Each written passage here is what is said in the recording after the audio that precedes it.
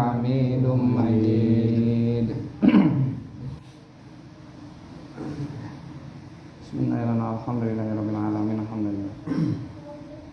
Wassalatu wassalamu ala Rasulillah alladzi la nabiyya ba'dahu wa ala alihi wa sahbihi wa mawala amma ba'du. Qala Allah ta'ala fil Qur'anil karim a'udzu billahi minasy syaithanir rajim. Bismillahirrahmanirrahim. Wasari'u ila maghfiratin min rabbikum wa jannatin 'arduha as-samawati wal ardu 'iddatul muttaqin. Wa qala nabiyyuna Muhammadun sallallahu alaihi wasallam law ya'lamul maru baina yadayil musalli mada alaihi lakana ayyaqifa arba'ina khairan lahu min ayyamurra baina yadayhi. Wa qala rabbi shrah li sadri wa yassir li amri wahlul 'uqdatam min lisani yafqahu qawli. Allahumma alhimna ilman nafqahu bihi awamiraka wa nawahika warzuqna fahman na'lamu bika wa nunajika ya arhamar rahimin. Allahumma iftah lana futuhal arifin wa man syamsika abana bi rahmatika ya arhamar rahimin. Allahumma ya wajibal wujud wa ya wahibal khairi wal jud aqid alaina anwar rahmatik wa yassir lana al-wusul ila kamali ma'rifatik. Subhanaka la ilma lana illa ma 'allamtana wa la ma'rifatana illa ma 'allamtana innaka antal alimul hakim. Wassallallahu ala sayyidina Muhammad wa ala alihi washabihi wasallam. Alhamdulillahirabbil alamin. Bismillahirrahmanirrahim. Nawaitu ta'alluma wa ta'lima wa tadhakkura wa tadhkira wa naf'a wal intifa'a wal ifadata wal istifadata wal hassa ala tamassuki bi kitabillahi wa sunnati rasulih wa du'a ilal huda wa dilalata alal khairi ibtigha'a mardatillahi wa thawabihi wa qurbihi bi rahmatika ya arhamar rahimin. A'udzu billahi minasy syaithanir rajim. A'udzu billahi minasy syaithanir rajim. Bismillahirrahmanirrahim. Bismillahirrahmanirrahim. Alhamdulillahi rabbil alamin. Alhamdulillahi rabbil alamin. Ar-Rahmanir Rahim. Ar-Rahmanir Rahim. Maliki yaumiddin. Maliki yaumiddin. Iyyaka na'budu wa iyyaka nasta'in. Iyyaka na'budu wa iyyaka nasta'in. Ihdinas siratal mustaqim. Ihdinas siratal mustaqim. Siratal ladzina an'amta 'alaihim. Siratal ladzina an'amta 'alaihim. Ghairil maghdubi 'alaihim waladdallin. Ghairil maghdubi 'alaihim waladdallin. Siratal ladzina an'amta 'alaihim ghairil maghdubi 'alaihim waladdallin.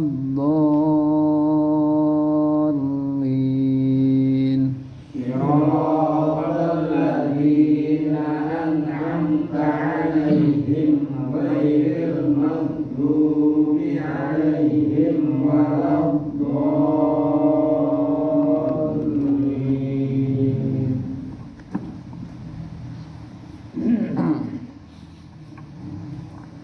Kita sekarang ngaji kitab Nihayatul Zen. Kemarin udah beres ngebahas doa setelah sholat, yang mana zikir setelah sholat kemudian doa diakhiri dengan sholat sunnah rawatib kalau ada gitu ya. Sholat sunnah rawatib itu bahagia. Jadi ketertiban kesempurnaannya itu sholat, zikir, doa, kemudian sholat rawatib kalau ada, sholat sunnah rawatib. Bismillahirrahmanirrahim. Qala al-musannifu rahimahullahu taala wa nafa'ani wa nafa'ana bi ulumihi amin ya Allah ya rabbal alamin. Wa nudiba jeung disunahkeun naon tawajjuhun ngadep linahwi jidarin pikeun seumpama tembok pa'ason mangka itet. Apa kalau itet itu bahasa kitanya? Apa namanya, tongkat ya? Magruzatin anu ditancepkeun pabasti musolan maka pabasti musolan maka ngamparkeun tempat salat. Wakuriha jeung dimakruhkeun tiha dina salat non iltifatun ngaliet wanajorun wanazoru nahwi samain jeung ngempok seumpama langit wabaskun jeung nyiduh amaman kaharep wayaminan jeung ka katuhuk. Wanudiba dan disunahkan apa tawajuhun linahwi jidarin. Ini masih pesunatan salat ya. Wanudiba dan disunahkan tawajuhun linahwi jidarin menghadap ke tembok, dekat dengan tembok begitu ya. Fa'ason magruzatin maka kemudian di sini kalau misalnya temboknya kagak ada gitu ya. Fa'ason magruzatin maka kemudian tongkat yang ditancepin. Papastin musolan atau papastin musolan maka kemudian selanjutnya ngegelar tempat sholat. Wakuriha dan dimakruhkan pihak pada sholat iltifatun nengok dalam sholat itu makruh ya, bukan batal ya, nengok pala gitu tuh, pala nengok. Wanazoru nahwi samain dan melihat seumpamanya langit yang nengkak ke atas itu atau ngeliat genteng gitu. Wabaskun dan meludah amaman ke depan wayaminan dan ke kanan. Meludah itu makruh ternyata, ke kanan atau ke depan begitu. Kalau aki-aki nenek-nenek kadang suka ngeludah gitu ya, nyiapin tempat yang dikasih abu, ya abu, iya nggak masalah sebenarnya kalau ngeludahnya ke kiri. Yang dimakruhkan itu ngeludahnya ke kanan atau ke depan. Bagi sholat. Cuma jangan sampai bersuara, gitu ya. Jangan sampai mengeluarkan suara yang lebih dari satu huruf. Kalau ngeluarin suara lebih dari satu huruf, hijaiyah batal sholat. Batal sholat. Berapa huruf? Enggak, kalau secara bahasa Arabnya huruf hijaiyah 2 ya. 2. Kalau Latin mah 3. C-U-H gitu. Kalau bahasa Arab cuma 2. Nah, selanjutnya ini kita nerangin tentang pesunatan ketika kita melaksanakan sholat. Jadi sholatnya mau udah dilaksanain, udah dijelasin kemarin, rukunnya udah dijelasin, menghadapnya udah dijelasin.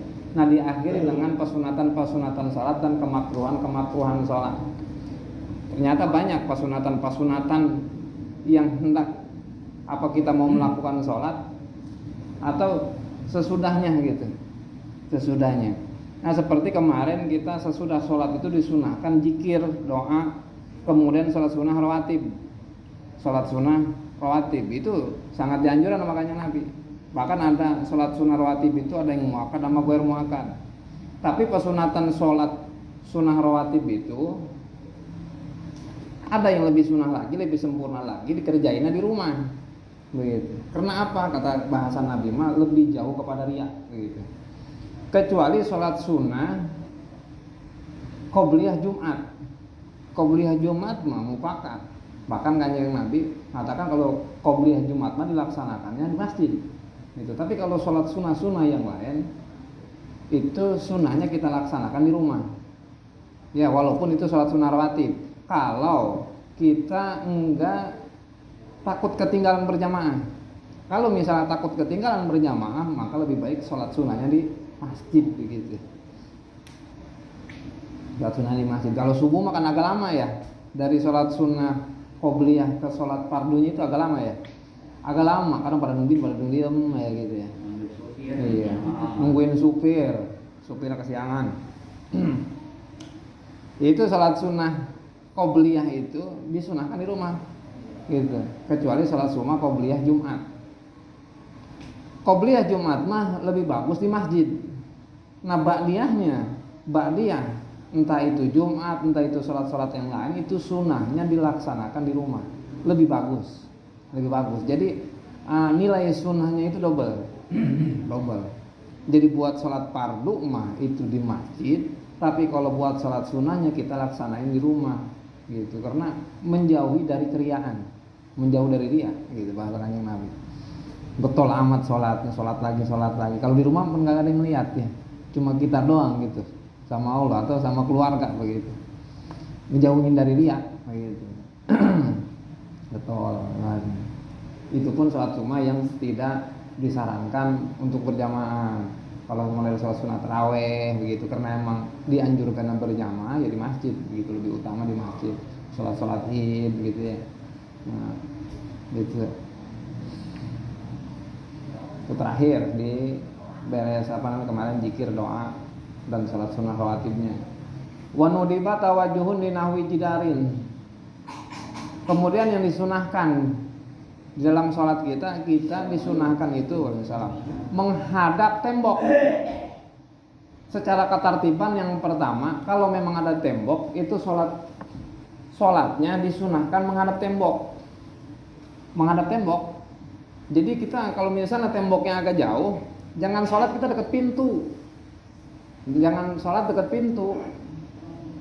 Karena jadinya makruh. Apalagi sholat di tempat orang lewat, bisa jadi haram. Begitu. Karena membiarkan orang lewat. Di tempat lewat, di jalan kita sholat. Itu dosanya gede. Gitu. Karena emang dihususkan buat jalan kita pakai sholat. Begitu. Nanti orang mau lewat terlibat. Nah, itu bisa jadi haram gitu. Nah, yang pertama, ketertiban yang pertama disunahkan di dalam sholat itu menghadap tembok. Kalau kita misalnya di majelis seorang diri sendirian atau di masjid, jangan sholat itu di tengah-tengah. Kalau di tiang nggak masalah. Cuma kalau di tiang itu ketertiban kedua entar Pak Ason Magrujatin gitu.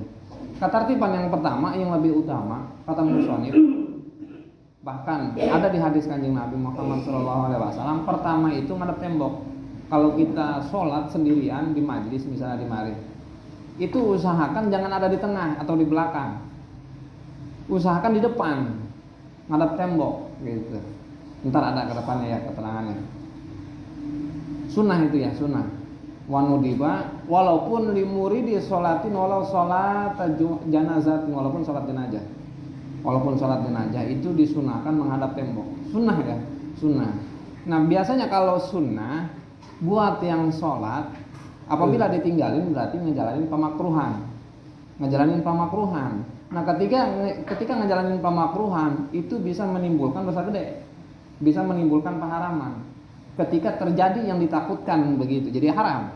Kalau nggak terjadi mah makruh hukumnya. Tapi kalau terjadi yang dilarang itu haram timbulnya haram. Jadi ketertiban yang pertama yang paling utama kalau sholat itu kita nyari tembok. Jadi dekat ke tembok. Ukuran dari badan kita ke tembok, ulama di sini pada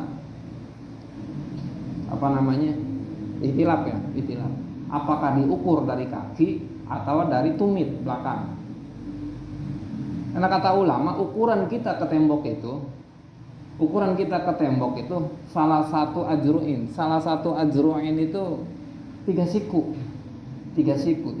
Misalnya kalau sikunya 40 cm berarti perkiraan 120 cm ya. Dan itu jangan lebih, kalau bisa lebih kurang dari 3 siku gitu. Salah satu ajru'in itu 3 siku. Jadi ngadep tembok jangan kejauhan ngadep temboknya, deketin. Dari tumit atau dari depan jari kita itu ukurannya perkiraan 3 siku atau kurang. atau lebih sedikit begitu ya. Ini nih 2 keramik ini 120 nih. Masih lega sebenarnya. 2 keramik 120 kena 60 cm. Lega. Itu juga masih lebih gitu ya. Masih lega. Jangan lebih dari 3 siku.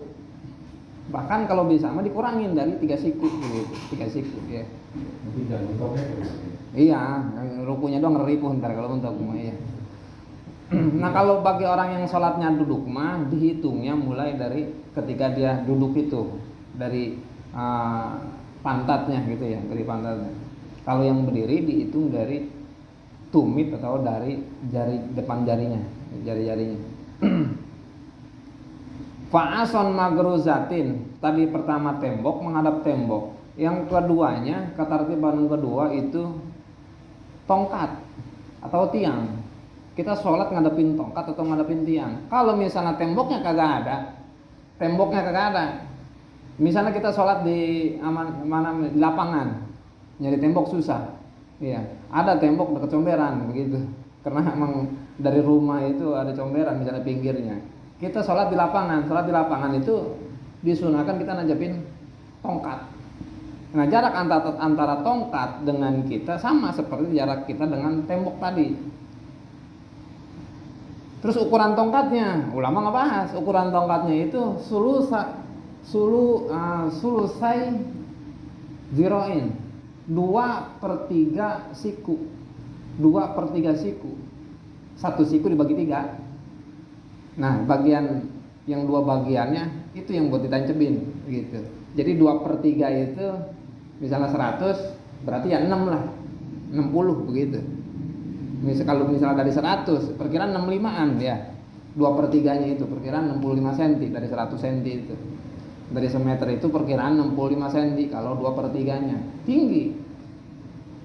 Nah persyaratan tongkat tingginya yang 65 cm itu misalnya itu jangan dikurangin, persyaratannya jangan dikurangin, jangan kurang dari segitu gitu. Harus segitu atau lebih panjang lebih bagus begitu. Kalau kurang malah lebih nggak bagus. Jadi tongkat. Nah posisi tongkatnya ulama juga itilaf. Ada yang bilang jangan di depan ya, jangan di depan. Kalau di depan itu mengganggu pandangan kita. Tapi di sebelah kiri atau di sebelah kanan. Yang ulama mengatakan sebelah kiri karena setan datangnya dari sebelah kiri. Disunahkan naruhnya di sebelah kiri tongkat itu. Jangan di tengah, jangan di hadapan kita. Gitu ya. Jadi apa sih posisinya? Di ujung misalnya kalau keramik nih. Pas badan kita sholat di ujung keramiknya itu bagian depan ya, bukan bagian pinggir, bagian depan kita tancepin. Gitu. Pojok depan. Entah itu di kiri, entah itu di kanan. Ulama yang menyatakan itu sunnahnya di kiri karena setan datangnya dari kiri. Ulama yang mengatakan di sebelah kanan karena lebih utama kanan daripada kiri begitu. Jadi tinggal kita mau milih mau yang mana begitu. Ya. Jadi ditancepin begitu ya. Ya bahkan bukan cuma itu doang, yang penting masahisin sesuatu yang kelihatan. Kalau misalnya di halaman rumah yang sangat lega, ya bisa lah kita taruh begitu. Entah itu termos di depan kita begitu mau sholat. Sunnah. Itu ketertiban yang kedua. Yang pertama tadi tembok, yang kedua yaitu tiang atau tongkat gitu ya. Pabastin musolan. Derajat yang ketiga itu sejadah. Pabastin musolan itu ngamparin tempat sholat. Diamparin tempat sholat kita. Ya sejadah lah, bahasa kita mudah sejadahnya. Sunnah ternyata pakai sejadah itu. Kalau misalnya temboknya kagak ada atau tongkatnya nggak ada, sunnah pakai sejadah itu kalau tembok sama tongkatnya nggak ada. Gitu. Ketertibannya. Jadi ketertiban itu keutamaan yang pertama mana yang harus diduluanin. Ketika salah satunya misalnya ada, temboknya ada, tapi kita pakai sejadah, sholat di tengah-tengah masjid sendirian, gitu ya. Tapi ada orang yang lagi zikiran, kita sholat sendirian di tengah-tengah masjid pakai sejadah, itu makruh karena masih ada tembok, kecuali temboknya nggak ada, begitu, iya. Berarti kita melanggar peraturan pesunatannya itu. Gitu. Jadi sejadah itu nomor ketiga daripada keabdolan pesunatannya ya. Nah, ukuran sejadah juga jangan gede-gede. Ukuran sejadah juga jangan gede-gede. Fabastin musolan kasajadatin bifati sini ya, seperti sejadah. Ya, seperti sejadah. Nah, ukurannya sejadah antar warobi'atuha. Nah, di kitab yang lain mah bukan di kitabnya itu Jen. Ada ketertiban yang keempat, yaitu nyoret kita, dicoret sama kita. Misalnya temboknya kagak ada, tiang juga kagak ada, sejadah juga nggak punya, garis gitu, khoton gitu ya. Khoton menulis apa, goresan dan kita gores, khoto amamahu di depannya, gitu, di depannya pakai garis, kita garis kayak gitu. Tulan bi ayakuna awalhu min jihati rijli wa akhira jihatul qiblah. Jadi dari depan ke arah kita, dari arah kiblat ke arah kita, begitu digaris, dikotakin begitu ya, dikotakin. Nah, ukurannya sama seperti ukuran antara tembok dengan kita. Itu tadi berapa tadi? 3 siku ya. 3 siku. Atau lebih sedikit gitu, lebih kecil begitu ya. Lebih kecil. Nah, ukuran 3 siku mungkin orang Arab gitu ya. Orang Arab kan tinggi-tinggi gitu, orang tinggi-tinggi. Kalau kita mah sebenarnya 3 siku itu terlalu luas.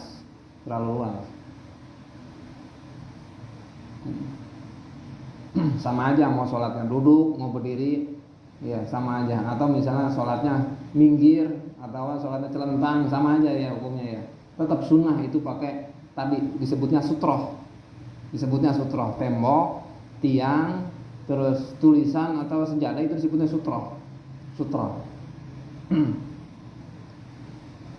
Waja'alu akhirat jadal qiblah wa isatu fi ayakuna baina maitamada ayil musolli wa baina tarafiha. Salah satu ajru ini ya 3 siku ya. Jadi panjangnya itu 3 siku. Sawaun sholamin qiyamin au qudin, sama aja salatnya mau berdiri atau duduk, awin tijain atau salatnya minggir. Gitu ya, sama minal maratibi illa idza lam yashal maqablaha.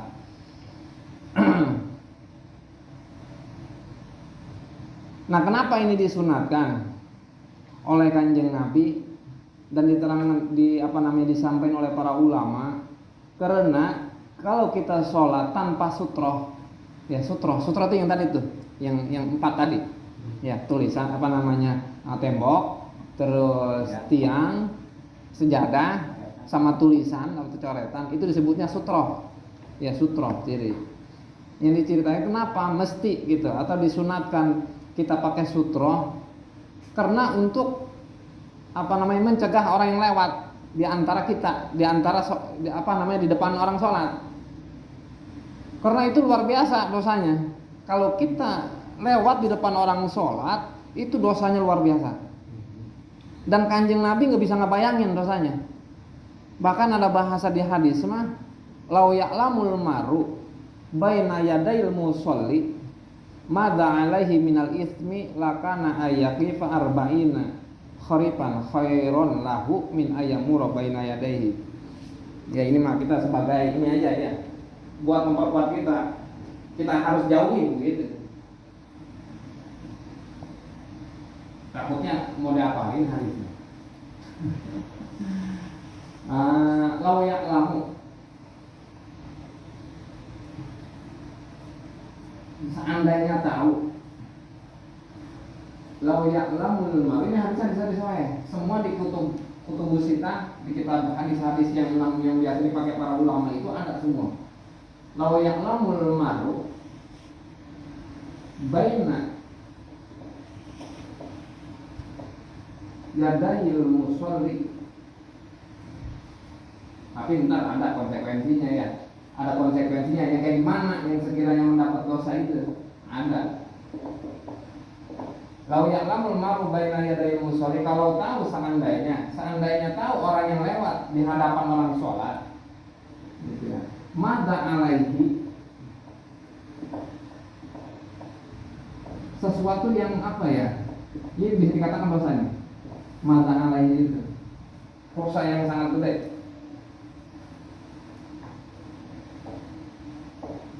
Lakana, kalau salah pada ini lakana ayyakifa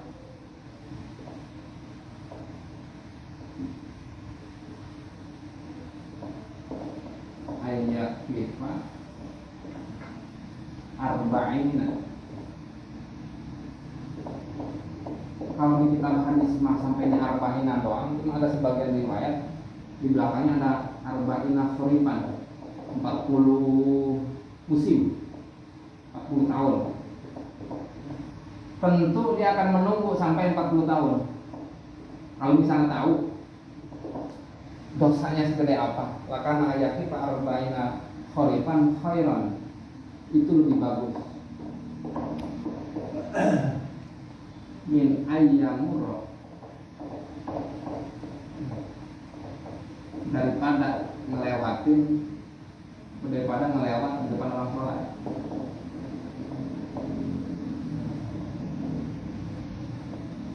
Nggak sopan berarti ya. Min ayyamur, paham nggak? Lau ya'lamul maru baina yadayil musalli mada alaihi lakana ayyakifa arba'ina khurifan.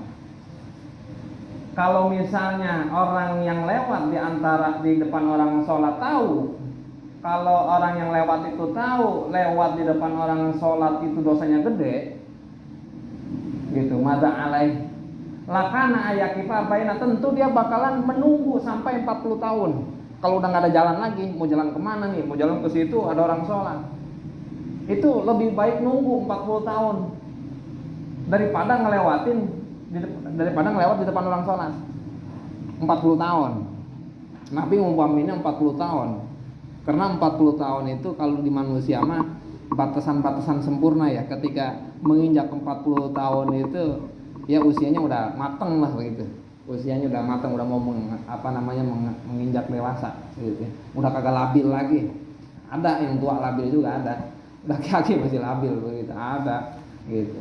Cuma kebanyakan kegalibannya umur 4 tahun itu udah 40 tahun itu udah ya udah stabil lah pikirannya ya, udah dewasa. Kan lumayan itu dosanya. Ya. Lau ya'lamul maru baina yadayil musolli madza alaihi minal ismi. Oh iya, kalau di hadis di kitab hadis mah enggak ada minal isminya. Tapi di sini sama dengan musonib itu di surah madzan alaihi minal ismi ini dosa. Pakai sa ya. Minal isminya pakai sa. Dosa. Tapi kalau pakai sin mah nama artinya, ya. Man ismuka ismi. Kalau pakai sin mah nama, kalau pakai sa mah dosa. Jauh ya mananya ya. Nama mah dosa ya. Makanya kita penting belajar makhraj huruf ya, makhrajul huruf, baca Quran. Aduh. Iya, rada repot kalau udah aki-aki baca makhraj rada ripuh. Kalau udah belel gitu ya. Yang penting mau berusaha, kalau udah berusaha mah insyaallah lah ada dispensasi ya, ada keringanan, kita ada rukhsah. Ini udah enggak bisa dan dia mah ya enggak ada rukhsah gitu. Lau ya'lamu, luar biasa ya, dosanya luar biasa. Tapi itu nanti ada tempat-tempatnya. Kenapa mesti dapat dosa begitu? Bahkan yang sholatnya aja bisa dapat dosa. Jadi haram ternyata ngelewat di depan orang sholat itu haram. Kalau misalnya udah ada sutro yang tadi misalnya ada tiang main lewat di depan begitu, itu dosa gede, haram gitu ya. Buat orang yang lewat itu haram. Bahkan Kanjeng Nabi bahasanya itu lebih baik nunggu 40 tahun atau 40 musim daripada ngelewat di depan orang sholat. Jangan Wak ya, ini kita nyari jalur mana nih yang sekiranya aman begitu ya. Ngelewat dosa ya kan. Gimana kalau misalnya kita lagi ngobrol sama presiden begitu, ngobrol deket nih, terus ya ada orang lewat depan kita, antar kita dengan presiden lewat begitu, kagak sopan ya. Apalagi ini kepada Allah begitu ya, apalagi kepada Allah sangat kagak sopan, dan itu ancamannya dosa, ancaman dosa gede gitu. Bahkan yang 40 tahun aja nggak bisa ngebandingin begitu. Dosa 40 tahun itu nggak bisa ngebandingin ngelewatnya di depan orang sholat. Makanya buat yang orang sholat jangan nyari perkara. Buat yang sholat ini jangan nyari perkara, jangan ngarepin orang berdosa begitu. Iya. Makanya dengan musonib ini nerangin apa namanya ngejelasin, ngasih tahu kita pesunatan-pesunatan yang tadi itu sutroh ya. Pesunatan-pesunatan harus ada sutroh ketika kita sholat ya. Jadi ketertibannya tadi jangan lupa tembok, tiang, terus yang ketiga itu apa tadi? Tempat sholat, baru yang keempat itu coretan gitu ya. Nah kalau misalnya temboknya ada, ya kita sholat sendiri. Banyak tadi seperti tadi orang yang banyak wirid begitu, lagi banyak di masjid orang wiridan atau orang lagi pada itikaf, kita sholat di tengah-tengah masjid, pakai sejadah, pakai sutronya mah cuma sejadah, sedangkan jidarnya ada, temboknya ada, tapi kita memilih pakai sejadah. Itu gimana hukumnya? Makruh. Ketika kita bukan mengharapkan ya, apa namanya, biarinlah gue pengen dilewatin orang. Itu yang dosa itu bukan yang lewatnya, gitu. Tapi yang dosa itu, yang sholatnya dosa, karena ngarepin orang berdosa, begitu. Yang lewatnya kagak dosa, yang lewatnya nggak salah. Karena kita lebih memilih yang lebih bawah daripada yang atas. Yang atas apa tadi? Yang atas itu jidar, tembok. Maka kita memilih sejadah. Nah nanti kalau sholat di masjid dua sendirian, cari tembok, mau tembok luar, mau tembok dalam gitu ya kan, di luar juga bisa tuh. Ya. Kalau masih ada yang lewat juga di antara kita dengan tembok, dosanya buat dia, begitu. Atau dengan sengaja, si Iwan sholat di pintu begitu, sholat di pintu, orang mau masuk ke masjid pun kagok, dia sengaja sholat di pintu. Dosanya buat dia, itu bukan buat orang yang lewat, gitu. Dosanya buat dia. Yang lewat mah, yang ngelewatin dia lagi sholat mah enggak dosa. Nah begitu juga jajaran sholat ya. Kadang ada yang bolong, kagak mau masuk nih yang belakang. Kita di belakang orang di belakang apa namanya, di belakangnya lagi. Kita mau lewat begitu, dia udah ngelaksanain sholat sunnah misalnya. Gimana itu? Nah itu boleh, dosanya buat dia. Yang kagak mau masuk tuh ke tempat yang bolong tadi. Begitu. Kita lewat, kita lewat ini enggak masalah. Begitu di depan dia. Karena dianya enggak mau mengisi kekosongan. Nah sekarang bagaimana kalau sholatnya kita berjamaah di masjid ramai, seperti sholat tarawih atau sholat Jumat gitu. Sutrohnya apa? Sutrohnya itu orang yang ada di depan kita. Sutrohnya orang yang ada di depan kita, gitu. Orang yang ada di shop awal, sutrohnya itu imam. Sutrohnya imam. Dan imam ketika emang sholatnya di lapangan itu disunahkan pakai sutroh, kayu tak apa begitu ditancepin ya, gitu. Jadi buat yang sholat berjamaah di masjid mah ramean begitu, sutrohnya itu jajaran sebelum kita itu jadi sutroh begitu. Man khalfahu itu ya jadi sutrohnya. Nah balik lagi tadi di dalam hadis mah diceritain pertingkahan orang yang lewat di depan orang yang sholat. Saya ngambil dari kitab Faidul Qadir ya. Faidul Qadir Imam Suyuti, kitabnya Imam Suyuti, ada 4 tingkah. 4 tingkah ini 4 dosa buat orang yang lewat di depan orang yang sholat sama orang yang sholat gitu. Yang pertama, tingkah yang pertama, ayakuna lahu manduhatan anil mururi walam yata'arrad al musolli di mururin nasi alaihi fal ismu khosun bil mari. Pertingkahan yang pertama,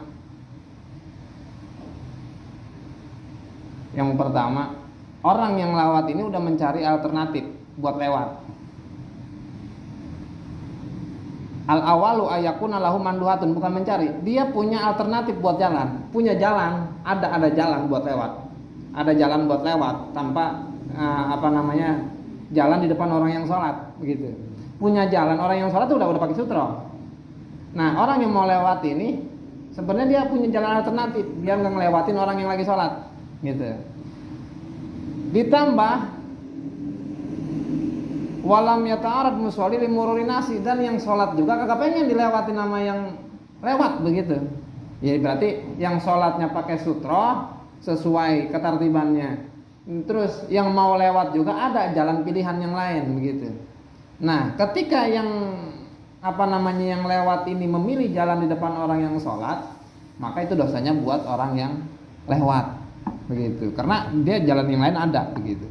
Jalan yang lainnya ada. Terus pertingkahan yang kedua, ala yakuna lahu manduhatan anhu wa yata'aradu lahul musalli fal ismu khasun bil musalli. Pertingkahan yang kedua, buat yang lewat ini nggak ada jalan alternatif, nggak ada pilihan jalan. Alla yakuna lahu manduhatan minhu, nggak ada jalan alternatif, nggak ada jalan pilihan. Wa yata'aradu lahul musalli, sedangkan yang sholat ini pengen gitu dilewatin. Iya, udah kagak ada jalan, itu sholatnya sembarangan begitu. Sholatnya sembarangan. Pengen dilewatin sama orang. Fal ismu khasun lil musalli, maka dosanya itu khusus buat yang sholat. Seperti tadi sholat misalnya di depan pintu, orang mau lewat, nggak ada pilihan kan, misalnya pintu cuma satu-satunya, si Jawa sholat di depan pintu, nggak ada pilihan lain, lewatinnya itu mas dosanya buat yang sholat, begitu, bukan buat yang lewat, gitu. Karena emang nggak ada jalan lagi, begitu ya, nggak ada jalan lagi, nggak ada jalan alternatif, gitu. Tadi buat yang lewat, terus kemudian keduanya pertingkahan yang kedua buat yang sholatnya. Kemudian yang ketiga, ayakuna lahu manduhatan anhu, ada jalan alternatif, punya wa yata'aradu lahul musolli payak simani, tapi yang sholat ini emang sengaja gitu, sholat pengen dilewatin. Jalan alternatifnya ada buat ngelewat, terus yang sholatnya sengaja emang pengen dilewatin gitu. Contoh lah misalnya ya model tadi sholat di tengah-tengah gitu ya, sholatnya di tengah-tengah masjid sendirian gitu. Kita bersifat sebodoh gitu, mau ada yang lewat kayak mau kagak begitu, sifat sebodoh begitu, itu tetap dosanya kena, yang lewat kena, yang sholat juga kena dosanya, dua-duanya dapat dosa gitu. Karena kita nyari-nyari dosa yang sholatnya gitu, nggak pakai sutroh itu, kagak pakai sutroh, atau pakai sutroh katartibannya kagak ada, itu sama aja nggak ada sutroh begitu. Jadi kalau misalnya pakai sutroh katartibannya kagak ada, itu sama aja nggak pakai sutroh. Katartiban itu tadi jangan lupa tembok, terus tongkat ya atau tiang, kemudian sejadah, terus tulisan. Kalau misalnya tongkat apa tembok, tongkat, sejadah ada, kita malah pakai tulisan, itu sama aja kagak ada sutrohnya. Karena temboknya ada begitu. Begitu juga temboknya ada, tapi kita malah pakai tiang, terus ada yang lewat, itu sama aja kagak ada sutroh begitu, dengan sengaja gitu. Jadi kalau sholat di masjid walaupun tiangnya banyak, kita pilihnya tembok, karena itu tembok itu di sutroh itu paling utama gitu. Tembok itu disebutnya jidar ya, tembok itu bahasa Arabnya jidar. Pertingkahan yang ketiga, kalau pertingkahan yang ketiga tadi dua-duanya dapat dosa, yang sholat yang lewat juga itu dapat dosa. Ar-rabi wa la yakuna lahu manduhatan. Yang keempatnya, pertingkahan yang keempat, alla yakuna lahu manduhatan, buat yang lewat ini enggak ada alternatif. Wa la yata'aradu lahul musolli fala isma ala ahadin minhuma. Dan buat yang sholat juga emang enggak ada pilihan. Gue mau sholat di mana enggak ada pilihan gitu. Tempat ada segitu-gitunya. Yang mau lewat kagak ada enggak ada pilihan gitu. Terus yang sholat juga nggak ada pilihan, itu nggak ada dosa, dua-duanya nggak dapat dosa. Kalau yang misalnya yang sholatnya ada pilihan buat sholat, terus yang lewatnya kagak ada pilihan, itu dosanya buat yang sholat. Ya, contoh yang tadi di shop misalnya, di jajaran kedua ada yang kosong bolong, di belakang jajaran itu ada seorang kagak mau maju, berarti kan dia pilihan itu sebenarnya dia harusnya itu maju begitu ke tempat yang kosong. Dia dan dia maya. Nah kita di belakang dia ini lewat dia, itu dosanya buat yang sholat itu, buat dia tuh yang kagak mau ngisi kekosongan ketika kita ngelewatin dia begitu. Tapi kalau misalnya nggak ada pilihan, yang sholatnya nggak ada pilihan, kita juga nggak ada pilihan mau lewat. Misalnya udah mules, ya sholat Jumat begitu, daripada berak di situ pak. Ya. Kita nengok ke belakang, nggak ada yang kosong, udah kita lewat aja begitu, mipir. Itu dua-duanya nggak ada yang dosa, karena nggak ada ruang buat kita lewat selain kita ngelewatin dia begitu. Dan juga yang sholat juga emang tempat segitu-gitunya, Itu dua-duanya nggak ada yang dosa. Jadi semuanya dua-duanya ujur begitu ya. Tapi kalau misalnya kagak ada uzur dengan sengaja, ya masuknya hadis yang ini, lau ya'lamul mar'u ya, baina yadail musolli madza alaihi lakana ayakifa arba'ina kharipan ya, kharipan atau khairan lahu min ayakifa ya, ayam murabaina yadayhi ayam murabaina yadayhi. Jadi bahasanya gereja itu ya, bahasanya gereja. Pernah ngedengar belum yang kayak beginian ya? Kalau larangan-larangan mah ada ya, itu hadis-hadis cegahan ya, dari kanjeng Nabi ada hadis cegahan. Bahkan di hadis yang lain mah, kalau tadi mah hadisnya hadis sahih, di hadis yang lain mah masih di kitab Ibnu Suyuti juga, cuma hadis doib juga hadis ya, doib juga hadis. Cuma emang yang nyampeinnya kadang apa di riwayat hidupnya ada bohongnya begitu, makanya didoibkan hadisnya. Lebih kasar lagi, lau ya'lamul maru baina yadail musolli la ahabba ayan kasiro fakhidahu wa la yamurra baina yadaihi. Kalau misalnya yang lewat di depan orang sholat itu tahu, tentu yang lewat itu lebih memilih memecahkan pahanya daripada dia lewat di depan orang sholat. Lebih baik memecahin palanya gitu ya. Udah lebih baik sakit di dunia kali begitu ya, lebih baik disiksa di dunia daripada nanti di akhirat. Berarti luar biasa ya. Jadi pilihannya daripada lewat di depan orang sholat mah lebih baik mecahin paha dia, dipecahin gedikin gitu ya. Itu di hadis yang lain tadi 40 tahun nunggu, ini mah pecahin pahanya gitu ya. Cuma doib hadisnya. Baik itu juga hadis ya. Insya Allah lah. Yang penting mah hadisnya bukan hadis maudhu ya, hadis apa namanya?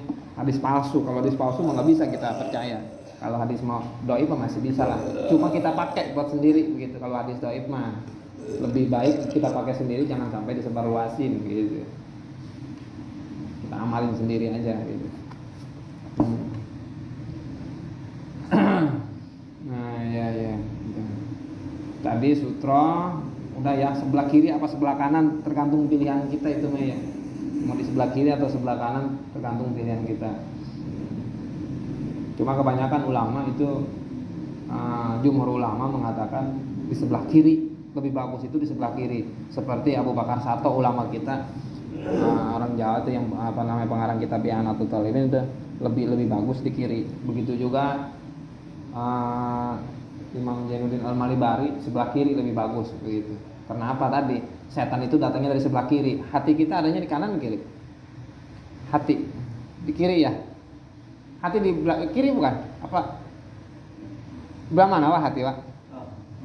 Kiri apa kanan hati? Kiri. Hati kiri ya.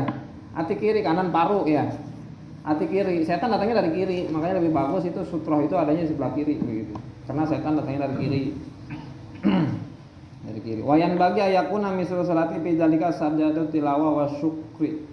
Jadi seperti sholat juga yang butuh sutroh, disunahkan pakai sutroh itu sujud tilawah sama sujud syukur juga ternyata itu disunahkan pakai sutroh. Jadi kalau misalnya main bola di lapangan, ngegolin, masukin ya ngegolin, sujud syukur itu kudu pakai sutroh dulu, baru sujud syukur. Jangan tiba-tiba sujud syukur aja. Ntar temenan yang lain lewat di depan kan dosa gitu. Ya. Jadi sujud syukur, sujud tilawah juga sama seperti sholat begitu. Walau jauh adamul iktifai bi sutratil bil adami. Dan kata Syekh Nawawi lebih rojeh mah tidak memakai orang untuk dijadikan sutroh. Iya. Temen lagi ngopi, udah lu kemari dulu. Tuh di depan gua duduk situ. Gua mau sholat dulu. Gitu takut ada yang lewat. Enggak bisa ya. Jangan ada mulik pipa bisutro bil adami gitu ya. Jangan kalau pakai orang, pokoknya yang sering lewat sama orang gitu. Nah, ketika ada yang lewat di depan kita, iya, itu kan otomatis ngeganggu kehusuan kita gitu ya, ngeganggu kehusuan kita. Walaupun misalnya kita pakai sutra terus ada yang lewat depan kita, buat yang sholat mah nggak ada bahaya, gitu ya. Sesuai tadi tuh pertingkahan yang 4 tadi gitu ya. Buat yang sholat mah nggak ada yang bahaya. Tapi buat yang lewat bahaya begitu. Nah, di dalam kitab yang lain mah dibahasainnya. Ma pakai ma. Yang lewat itu pakainya pakai ma. Ma itu buat sesuatu yang tidak berakal. Ma itu buat sesuatu yang tidak berakal. Kalau man mah berakal. Man itu manusia ya. Man. Kalau bahasa Inggris yang man ya. Man itu manusia, bahasa Arab man. Barang siapa kan man itu. Kalau mak buat sesuatu yang tidak berakal, benda-benda gitu ya. Itu sesuatu yang nggak berakal. Jin mah berakal. Setan nggak punya akal, punya nafsu doang. Makanya orang yang lewat di depan orang yang lagi sholat itu diumpamakan setan. Diumpamakan setan karena bahasa musonifah mak itu sesuatu yang tidak berakal. Jadi sama aja gitu. Nah kalau misalnya gimana kalau misalnya anak begitu, anak yang lewat bolak-balik anak kecil. Nggak jadi masalah itu mah, karena di sini yang bisa diharamkan itu lewat buat orang-orang yang udah ketaklif itu akil balik ya, taklif itu mukalaf itu akil balik. Ada berakal tapi belum balik anak kecil, ada yang balik tapi nggak berakal orang gila begitu. Orang gila mah nggak ketaklif ya. Jadi yang ketaklif itu yang haram mah, yang kagak ketaklif mah nggak haram gitu. Anak kecil bolak-balik kayak depan begitu ya. Kita lagi sholat, nggak masalah itu mah. Bahkan ada bahasa disunahkan itu dapul mari itu mencegah orang yang lewat. Kita ya ini lewat kita jaga begitu. Kita jaga, tapi jaganya jangan kenceng-kenceng tonjoknya. Kalau kita nonjoknya agak kenceng begitu, itu batal kita. Pelan-pelan. Jaga biar dia sampai kagak lewat begitu. Kalau anak kecil udah biarin. Gitu. Anak kecil mah biarin. Bolak-balik juga ya. Itu disunahkan kita emang itu tadi mencegah yang lewat. Dia dengan tangan kita pelan-pelan. Kalau kencang batal sholat kita.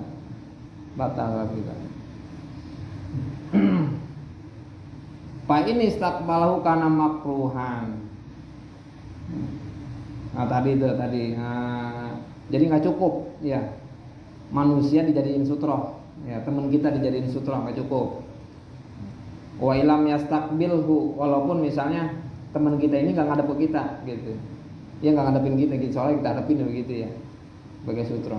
Fa ini istakbalahu karena makruhan, kalau misalnya sutrohnya manusia ini ngadepin kita itu makruh, begitu ya makruh. Wa ba'du sufufi la yakunu sutratan li ba'diha, dan sebagian sufuf la yakunu sutratan li ba'diha, sebagian. Jadi nggak bisa kalau misalnya jaraknya jauh dari jajaran pertama, sop pertama udah ngelangkahin sop kedua kosong begitu. Terus kita adanya di belakang di pintu, ya di pintu nggak bisa itu jadi sutroh. Apa jajaran pertama itu buat kita nggak bisa. Gitu. Tetap kudu kita pepet gitu, kita jadi sop kedua. Gitu. Kama qalahu Rami seperti yang diucapkan oleh Syekh Muhammad Romli wa khalafa bidzalika Ibnu Hajar faktafa bisufuf. Tapi kalau kata Ibnu Hajar mah cukup ya, cukup itu. Bolehlah dengan seperti yang dikatakan di kitab Fathul Muin, orang bisa jadi sutroh buat kita. Tapi kalau kata Imam Romli mah enggak cukup orang mah gitu. Enggak cukup orang. Jadi tetap Imam Romli ketika sholat walaupun berjamaah itu pakai sutroh begitu, pakai sutroh. Apa kayak begitu ditancepin gitu ya. Tapi kalau kata Ibnu Hajar dan sebagian ulama, jumhur ulama itu cukup. Jadi jajaran pertama itu sutroh buat jajaran kedua sutroh buat jajaran ketiga, terus sampai ke belakang begitu ya. Kalau misalnya kelewat ada yang bolong itu setan gitu ya. Setan nggak perlu diisi itu. Karena kita rada susah udah tempatnya di situ gitu ya, deket tiang. Pengen di situ itu aki-aki kamu maju gitu ya. Itu repot itu ya. Ya di masjid kan udah ada karpet ya, guru pakai sejadah, bawa sejadah, ribet ya. Udah ada sejadah itu sutroh, iya. Jadi kita udah nggak usah pakai sejadah lagi, gitu.